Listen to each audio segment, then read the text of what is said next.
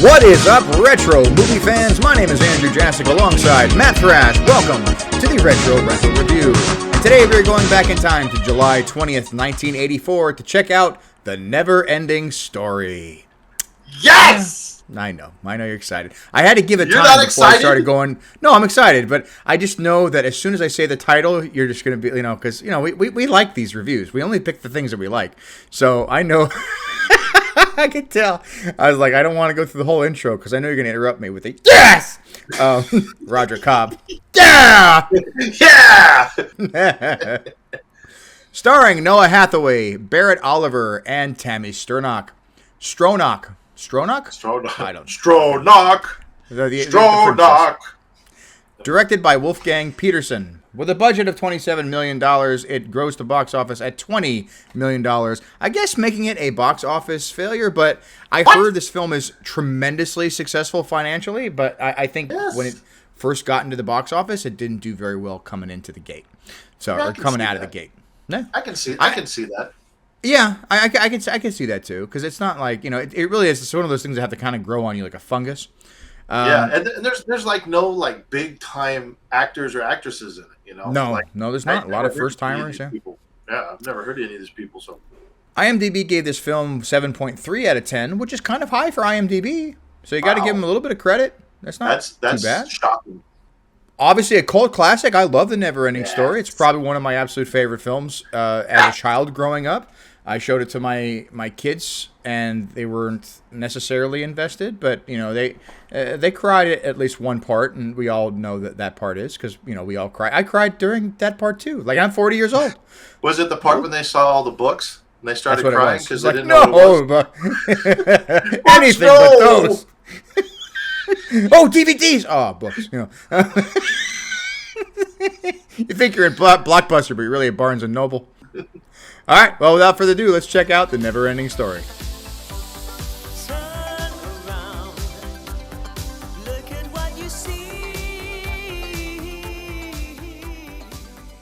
We open with this bed of clouds, and this really majestic, luminous light is going on as the NeverEnding Story theme plays. This music is iconic, dude. I love this song. That bomb-ass song, though. So good. Can we talk about Lee Mall, baby? Lee Mall is the person who sang that song. Have you seen the music video for it? You know what? It's been so long, I don't remember. Is it? It's a little. Don't listen. If you have never watched it, don't watch it. It's gonna kill the movie for you. Okay? Really? But it's it's yeah. I mean, it seems as though he's a little too happy when he sings it. Really happy. Did you hear the remix to The NeverEnding Story from A Newfound Glory? No, they did not. It's amazing, bro. I'm telling you. Really? Yes. If you like A Newfound Glory, and you like any kind of punk rock stuff or whatever, and you also love this theme, you are going to dig this remix. It's so good.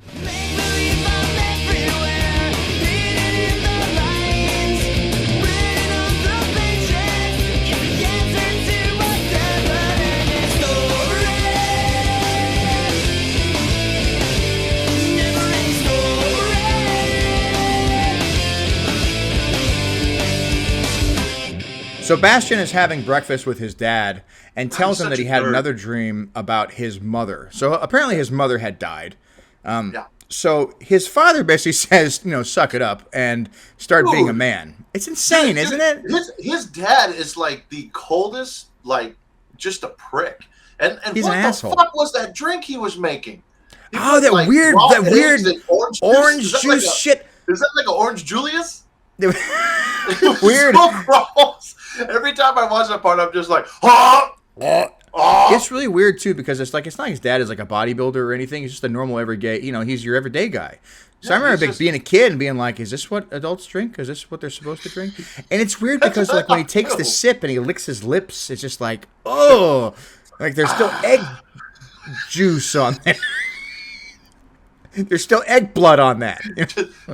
Eggs just hanging from his mustache. Bastian, right, Bastian? You gotta be a man. You have to be a man. Keep your head to the clouds. Be a man, Hogan. Be a man. Be a man, Hogan. Come on, don't be a chump.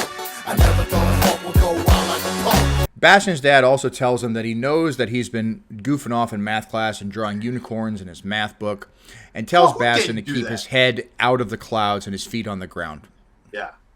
Who didn't do that? Math was the bane of my existence.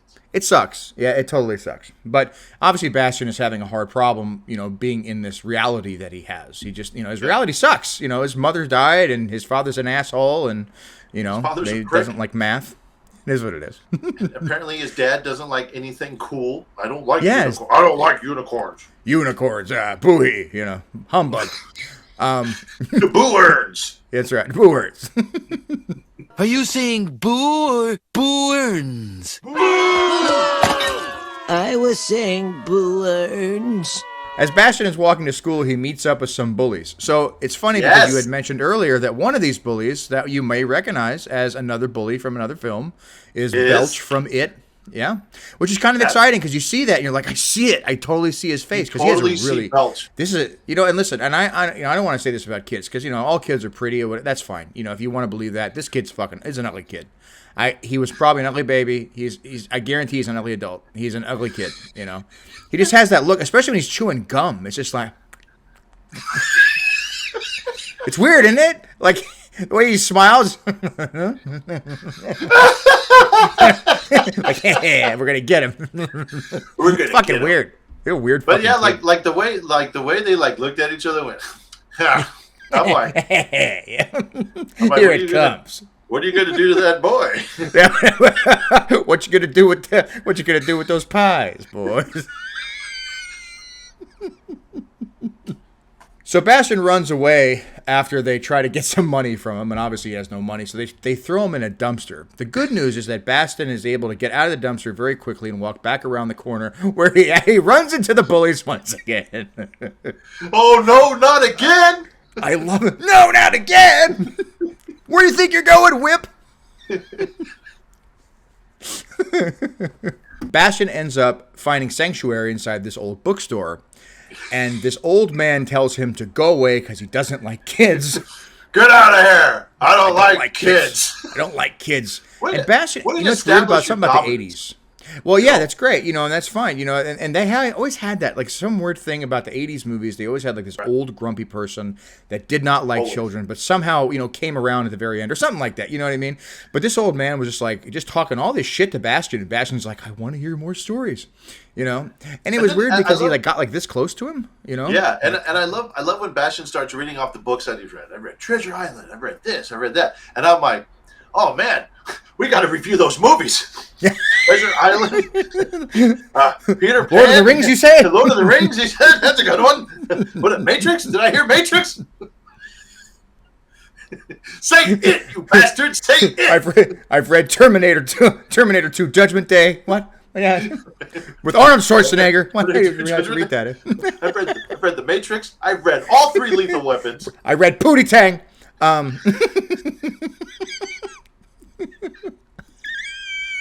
Well, they run maybe 300, 370. Bastian finds a book that he's really interested in called The NeverEnding Story and has this little symbol of these snakes that are kind of imposed on it. Bastian asks the old man about the book, and the old man says, no, that book is not for you. Don't even touch that book. So the old man gets a phone call, and Bastian steals the book. I love it when Bastian steals the book, and the old man smirks. Did you notice that? The old man kind of looks at him and because he knows. He knows. He's just like, oh, you're in for it now, motherfucker. He's like, I've been waiting to get rid of that fucking curse. Thank God. Thank you, Jesus. He probably, sucked down a cold one after that. He's like, fine. Fine. Thank you, fucking kids. Bastian runs to class and sees that everybody's taking a math test. And Bastian, listening to his dad and being a good boy, decides to skip class and go run to the attic of the school. So did you find that weird? It's like, bro, like, why would you go to the attic of your school? Like, why wouldn't you just say, fuck it, I really want to read this book. Go home, lay on your bed, be comfortable, maybe have yourself a soda. I mean, I don't know. Did your school have an attic that you were aware of? I don't think mine did. I don't think any school does. I don't think that's a thing. I think this is an East Coast thing. I'm not sure, but I think it's an East Coast thing. I'm not sure. If anyone knows, comment below. Comment below. If you're from California, you don't have that shit. Truth be told, the book is German, so it could be a German thing. So if anybody's German that's watching this, yes, comment. all of our German fans.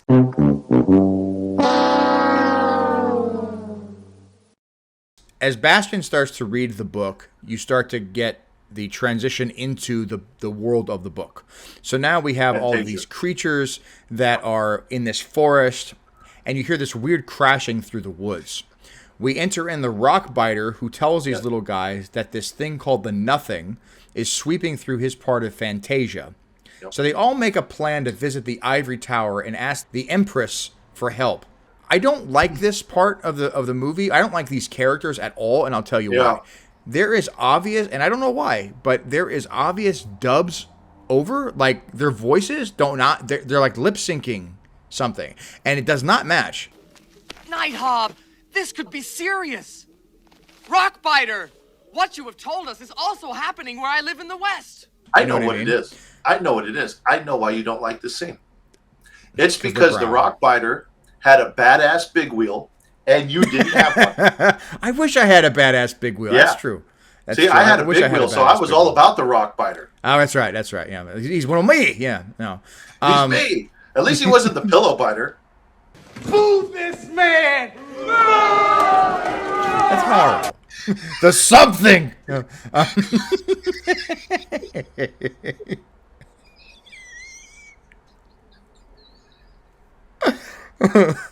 They look like big, strong balls, don't they?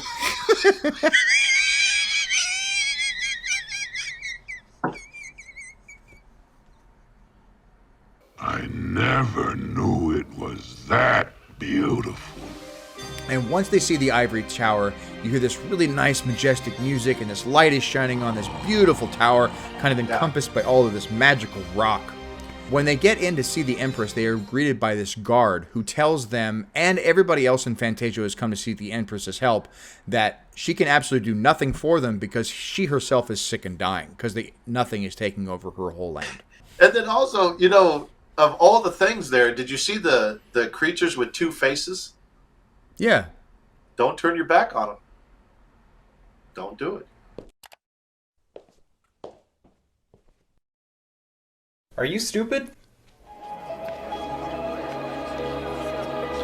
We do find out, though, that the Empress has called on to Atreyu for help, who is this warrior who hunts the purple buffalo. Yes. In walks in this little boy who claims that he is Atreyu. And everybody kind of laughs and says, well, you know, you're not that guy. Atreyu the warrior, not Atreyu the boy! Once Atreyu tries to leave, the guard says, no, wait, you can go on back and you can help us by going on this quest. The old man gives Atreyu a quest to go on to find a cure for the Empress.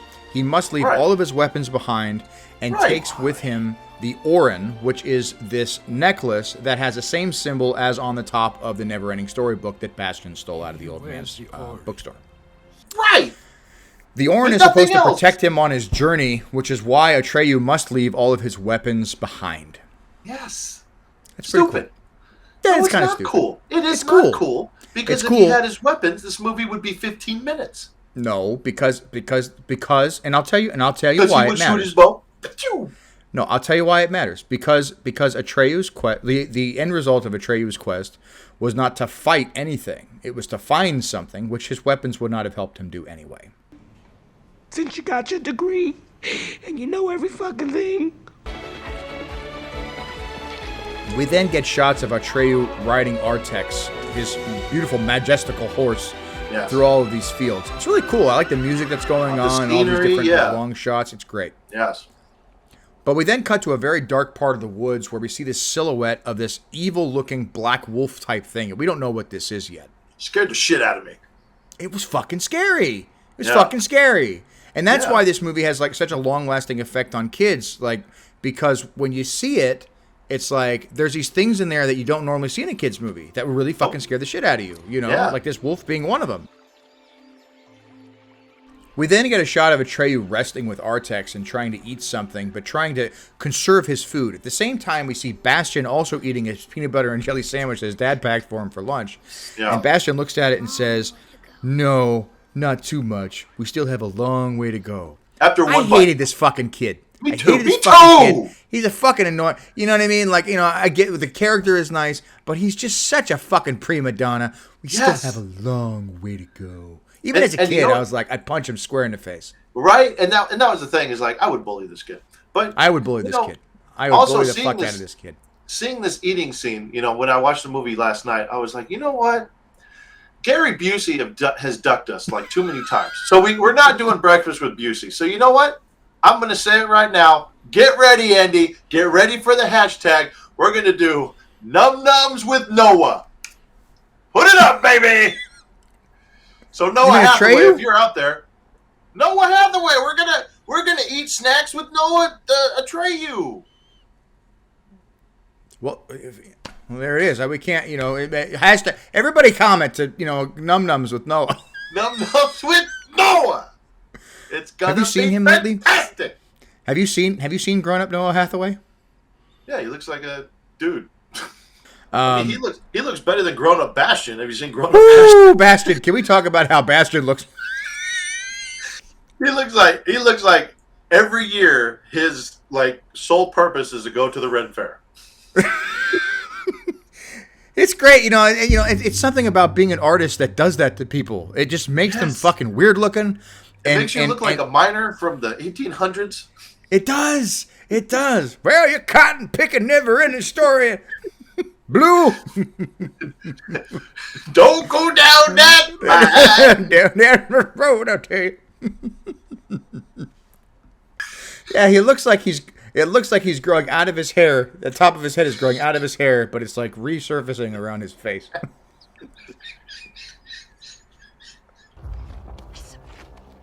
We then cut to Atreyu and Artax crossing the Swamps of Sadness, and the rule about the Swamps of Sadness.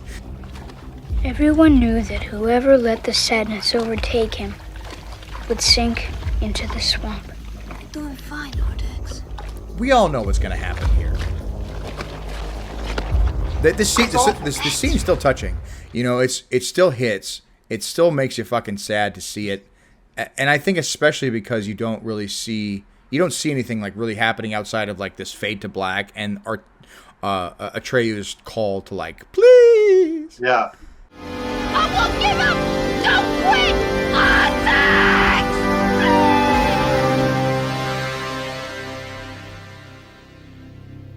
In this scene, he like is sinking in the swamp, and his leg gets caught underneath the elevator, and he literally goes under the water for several minutes. And when they find him, he was unconscious, and they didn't know if he was alive. Yeah. Bro. Yeah, I heard that too. I heard that he actually got knocked out and he was unconscious and stuff. Yeah. He's a trooper. Yeah. Shit, awesome, man. It's pretty cool to see see the film and know that in the background. Like, oh, this is probably around the time he got sucked into the swamp and almost died. This is the time he almost died for our entertainment. Thank you, Noah Hathaway. We cut back to Atreyu in tears, obviously, after what has just happened. We also see Bastian crying. So Bastian is kind of sharing this sadness with Atreyu. It's a sad part, so we're all crying at this part, I'm sure. Until you see Bastian crying, and you're just like, God, fuck that kid. Yeah, fuck that kid. I hate that kid. I really do. I hate that fucking kid. And every I don't think they counted on that. You're just like, oh. Yeah. Atreyu finds Shell Mountain and tries to find Morla, who is the Ancient One, who has some sort of wealth of knowledge about what Atreyu can possibly do next. As he is on this hill, the hill starts to move, and it turns out that Morla is this gigantic turtle with a severe allergies to young kids. Yeah, and then did you like how as soon as you see Morla's face, like Bastian screams? Yeah, Bastian screams. So Bastian screams when we see Morla, and it appears that Morla and Atreyu might even be hearing what's going on there and somewhere in the air. I'm like, what's going on? How do they hear Bastian screaming? Oh, well, what was that? Morla is really a dick, isn't he? I don't care. Not that it matters, but I don't care that we don't care. Actually, we don't care. If I don't save her, she'll die! There's a terrible nothing sweeping over the land! Don't you care about that? We don't even care. whether or not we care. He sounds like that dog. What's that fucking dog's name? Well, I guess you're right again. I don't know, fucking a Droopy Dog. Oh, Droopy. Whatever the fuck his Droopy name. Dog, yeah. Yeah, he sounds like Droopy Dog. Well, that doesn't matter anyway. Yeah. And then just keeps sneezing on Atreyu. Dude, I think Morla is the real cause of COVID.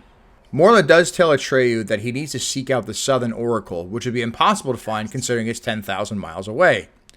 So Morla basically tells Atreyu just to give up, and there's nothing he can possibly do. Just quit. Around this time, there is a big storm coming, and we cut to Atreyu kind of sloshing through the swamp of sadness. We also see this wolf now that is trying to catch up to him. So the wolf is getting closer to Atreyu, and he goes to bite him. But lucky for Atreyu, he is saved by this majestic flying dog.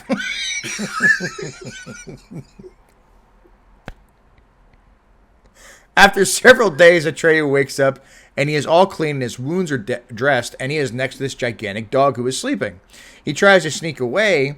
The dog makes some kind of a joke about he doesn't want to eat him for breakfast or something, and introduces himself as Falcor, who is apparently a luck dragon. Wasn't Falcor creepy looking with like the scales and the dog looking? And I don't know about you, but didn't Falcor kind of look like Chuck Norris? No. Like, what are you talking? Where? You could have picked any name. Falcor. You could have picked any name in the world. You landed on Chuck Norris. It's Chuck Norris. That is not Chuck Falcor Norris. is Chuck Norris. It's Chuck Core. Falcor tells Atreyu that he already brought him nearly the whole 10,000 miles outside of about 100 or so. Falcor also tells Atreyu to check out this cave where he meets this little old tiny couple. It's always funny in these movies like 80s and 90s, like this couple and the couple in like The Princess Bride, these old, like, you know, magical people that just hate each other in real life. Oh, they were so good. Oh, they were great. They were so funny. So funny. The old man shows Atreyu this observatory that overlooks the first gate before you reach the Southern Oracle. Yes. This is the first introduction that we had to titties as children. Yes. Right? Yes. Wait, 6, 7 years old, and you're seeing like these two sphinxes with gigantic, mountainous, bare-out titties. Mama!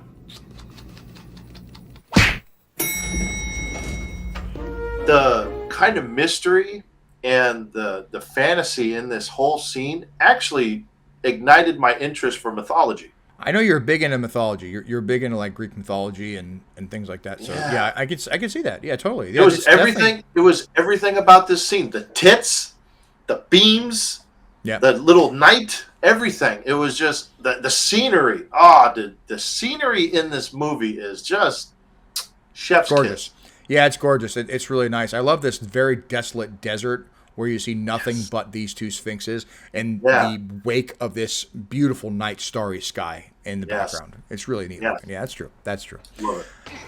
He's going on. So a knight tries to pass by this gate while the old man tells Atreyu that only somebody who does not have doubt in their heart, they'll be able to make it through. We don't know what the hell that means, but you have to pass by these two busty bitches. So the knight tries to make his way through the gate. Unfortunately, the Sphinx's eyes start to open, and out come these beams and blow this dude off the horse. Dude. It's interesting to note that the horse didn't really know what was going on, so the horse was spared. And the horse didn't have doubt in its heart, right? Mm-hmm. Which is neat, because it was like they aimed strictly for the knight, who then got blown off his horse. Who had doubt in his heart. Pretty neat. Atreyu sees this atrocity, this disgusting, horrible, scary sight, and says, I'm going to try it. Yeah, he's like, Atreyu at this part was like Steve Irwin. That's the most dangerous crocodile in the world. Let me put my wiener here. This croc has enough power in its jaws to rip my head right off. Woo-hoo! I've got to be careful. So what I'm going to do is sneak up on it and jam my thumb in its butthole. Holy crap, dude. Those are the most deadly sphinxes in the world. I'm going to fondle their titties. You see him in his shorts? Oh, this is really pissing them off.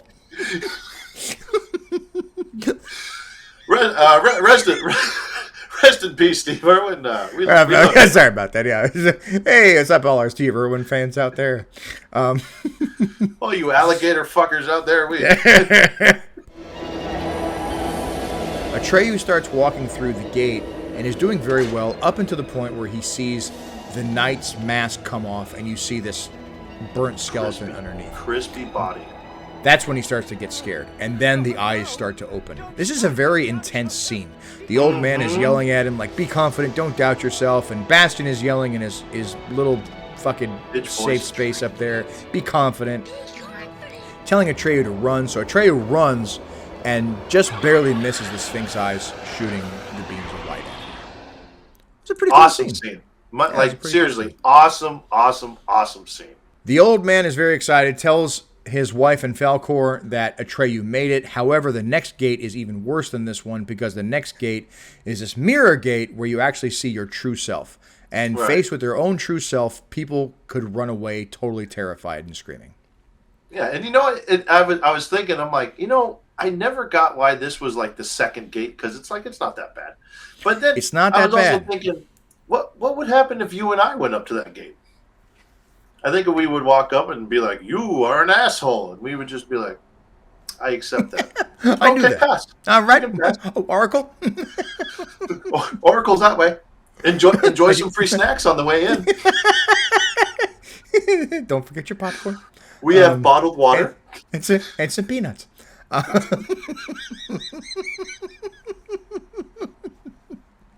We cut to Atreyu then walking through a blizzard as he reaches this magic mirror gate. Atreyu looks into the mirror, and what he sees is this slow image of a revealing Bastian inside of the attic. Right. So Atreyu is looking right at Bastian. I like this scene where Bastian kind of looks up from the book and looks into so he's almost seeing Atreyu as well. So they're seeing each other. So Atreyu's true self, at least according to this mirror, is Bastian. That's neat. I think that always thought that was cool. It's kind of creepy, but cool. Bastian gets really scared, throws the book, and considers the fact that, like, what if they really do know about him and Fantasia? Yeah. Maybe they do, maybe they don't. We don't know. We'll have to keep on reviewing and seeing. Atreyu walks through the mirror and eventually reaches the Southern Oracle. Yes. We get 2 more big-titted sphinxes. Mama! There are a total of 8 titties in this film. 8 bare titties, and they're glorious. Yes. And they're glowing, and they're huge, and they're everything I imagine the titties to be. Yeah, absolutely. They're firm. So there you go. If you get your breasts done, ladies, tell them you want the Sphinx. The Southern Oracle tells Atreyu that the Empress needs to have a human child give her a new name, and that's how you stop the nothing. Yeah. Atreyu is completely dumbfounded, having no idea where to find a human child, but they tell him that he can be found beyond the boundaries of Fantasia. Right. As they are saying this, they're crumbling away and saying they don't know how much longer they can withstand the nothing. Yes. Kind of cool. Oh, it's awesome. We then cut to Bastian lamenting about the fact that they haven't asked him to give the Empress a new name because his mother had a beautiful, wonderful name. They should have asked me. Yeah, me. It's all about me. Fucking. And this is why you can't watch this film as an adult.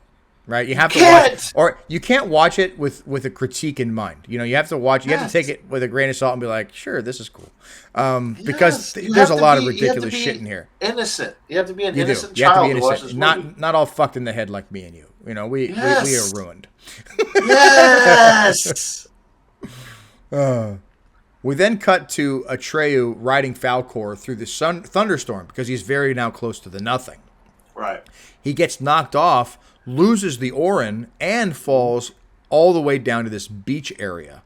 At the same time, the storm is happening, a real storm is happening outside of the attic where Bastian is. Yes. So it seems as though like these worlds are starting to look very, very similar together. Yeah, starting to intertwine. Yep. Yeah, they're scissoring, which is nice, Ooh, scissor me timbers. Because that's what you did in the attic to the school. You scissored. Wait, what? What? What? Oh, police? I understand. I'll be back. Thank you, sir. Yep, that's me. You're probably wondering how I ended up in this situation. Atreyu leans on some kind of rock that starts to move, and Atreyu looks up and realizes that this is the rock biter from earlier. The rock biter is obviously very sad, and this is where we get the famous line from the movie. They look like big, good, strong hands, don't they? This is a really sad scene because the rock biter is telling Atreyu that even though it looks like he's a very powerful person, he could not hold on to his little friends that he lost in the nothing. Yep. That's freaking sad. That's friggin' sad. And I mean, the moral of the story is, don't be too rough when you're jerking off. I don't think that was the moral Pro of the tip. story. Pro tip. That's what it is. I don't believe that was the moral. I don't think that was the no. Don't jerk off too hard. NeverEnding Story. Don't jerk off too hard. You're welcome. The end. We'll see you next time on the Retro Warehouse. See you next time.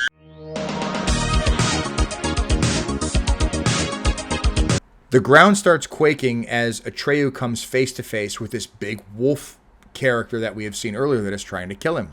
The wolf introduces himself as Gmork, who is sent to kill Atreyu because Atreyu is trying to stop the nothing. Gmork is actually trying to help. I loved him in that show. I loved Gmork in that show. Gmork and Mindy, great show, fantastic. Boo this man! Gmork lets Atreyu know that he is actually trying to help the nothing because the nothing has a way of controlling people, and whoever has control of the people has the power. Yes. I don't get this. I don't understand it. It doesn't make sense that Gmork is trying to help something that will inevitably waste, like, it will take him away too. Yeah. It'll I never got it.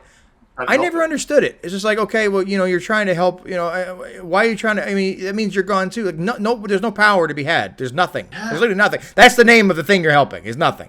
But it's in the title. That's what it is. It promised him, like, hey, I'll give you everything you want. And he doesn't know that he's just going to have everything taken from him because he's brainwashed. That might, okay, I can kind of accept that, but still, there's a plot hole in this. This movie sucks. Gmork explains to Atreyu that he lost Atreyu somewhere in the Swamps of Sadness and can't find him anymore. Atreyu realizes that Gmork doesn't understand who he is, so he says, "Come for me, Gmork. I am Atreyu." Come for me, Gmork! I am Atreyu!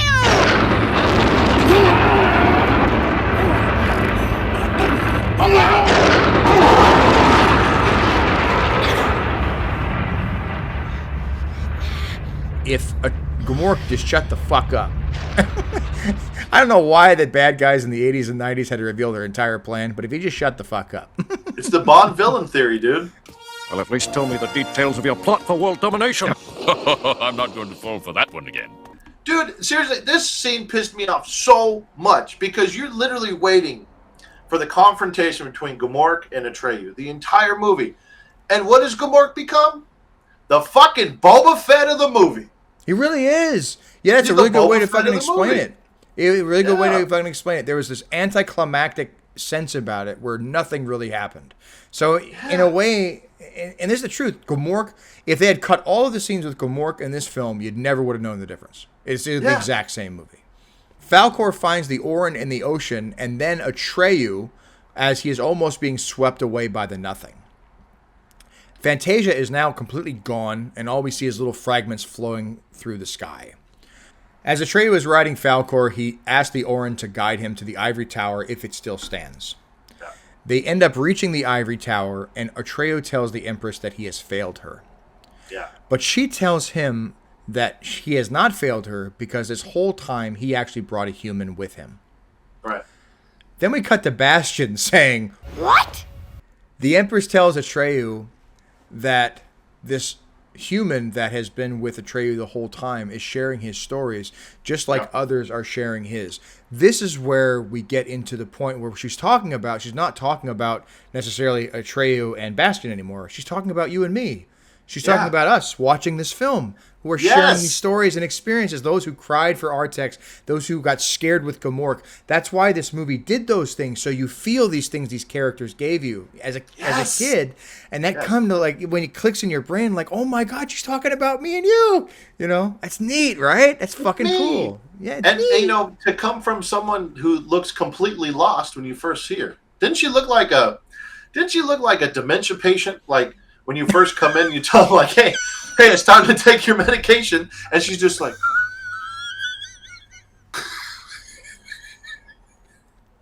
I'm sorry, Jesus! Oh, shit. I'm sorry! Handle that.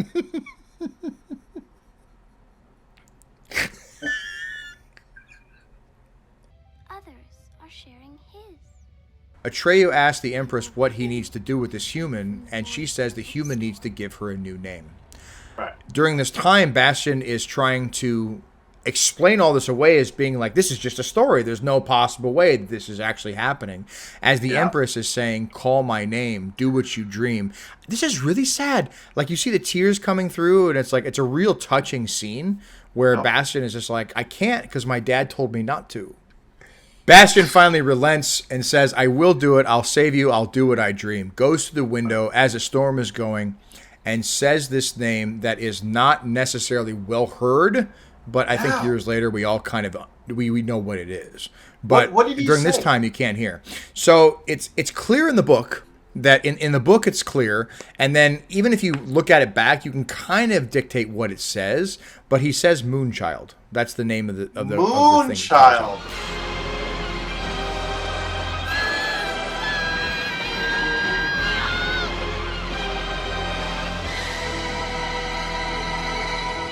But you're not supposed to know, and I think the reason they don't necessarily include it, right, is that it leaves it up to interpretation and imagination. So maybe all of us kind of could give the Empress a new name, which is nice, right? There's nothing set in stone.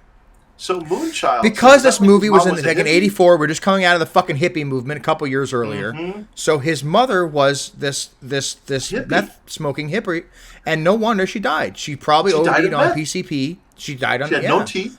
She had no teeth. She had the nothing in her mouth. Oh shit, he's back. I'm sorry, it's my turn. Okay, all right.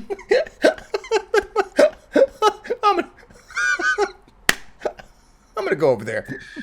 I'll see you next time. Why is it so dark? In the beginning, it is always dark. We then cut to darkness, and Bastian is talking to the Empress. But in her hand is one grain left from Fantasia, so that's all that's left of her beautiful land. The Empress tells Bastian that he can recreate Fantasia with his own dreams and wishes. And the more wishes that he makes, the more magnificent Fantasia will become. Right. We then get Bastian's first wish. Falcor's even more beautiful than I thought! Have you ever seen the Family Guy spoof of this scene where Peter is riding Falcor? No. It's fucking amazing. You're a little too heavy, buddy. Yeah! We're going down.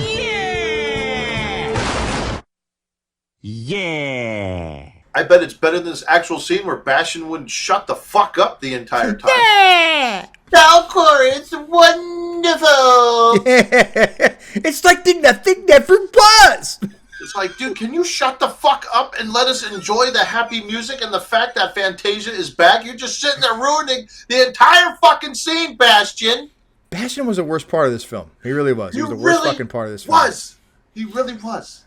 But nothing was His done. next wish is to get back at the bullies, which I always thought was a really fun scene. Like, who wouldn't want this?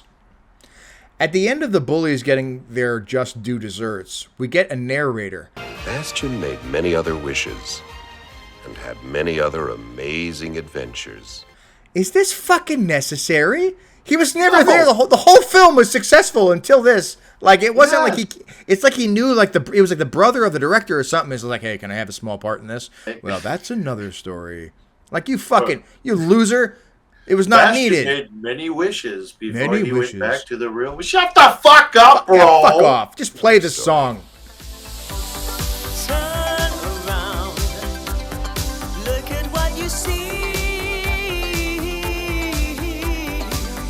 And that's the NeverEnding Story. There you go. It's good. It's a great movie. It's a great movie. It's hard to watch it as an adult, but it's a great movie. You know, when you watch it as an adult, that's not true. Because when you watch it as an adult, you get like all of the nostalgias back and all that, which is great. But it's not, obviously it's not as believable because, you know, you grow up, you stop watching, which is really what the Nothing was all about. You stop believing. Yeah. And that's really what the Nothing was. It was the result of people that have stopped believing. Well, outside of Jesus trying to take us away, I thought it was a good review. I thought it was great. Jesus almost got us a few times. They did. You had one strike, I had 7. There'll be plenty to come. All right. Well, thank you very much for being here. I appreciate that. Thank you all for being here. I appreciate that. Do not forget to comment, liking, and subscribe. Thank you all to everybody who has liked, comment, and subscribed so far. We're doing pretty well, right? We're doing pretty well. Yes. And can continue to grow. So that's awesome. So thank you all very much for watching. I appreciate that. And we will see you next week for the Retro Rental Review.